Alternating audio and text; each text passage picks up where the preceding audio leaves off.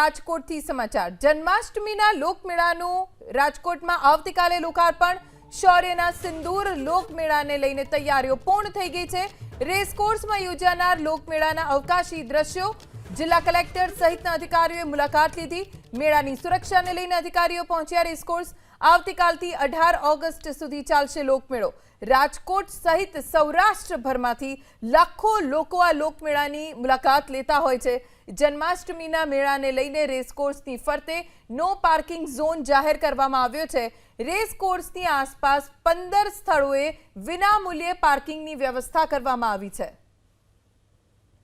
રાજકોટથી સમાચાર જન્માષ્ટમીના લોકમેળાનું રાજકોટમાં આવતીકાલે લોકાર્પણ શૌર્યના સિંદૂર લોકમેળાને લઈને તૈયારીઓ પૂર્ણ થઈ ગઈ છે રેસકોર્સમાં યોજાનાર લોકમેળાના અવકાશી દ્રશ્યો જિલ્લા કલેક્ટર સહિતના અધિકારીઓએ મુલાકાત લીધી મેળાની સુરક્ષાને લઈને અધિકારીઓ પહોંચ્યા રેસકોર્સ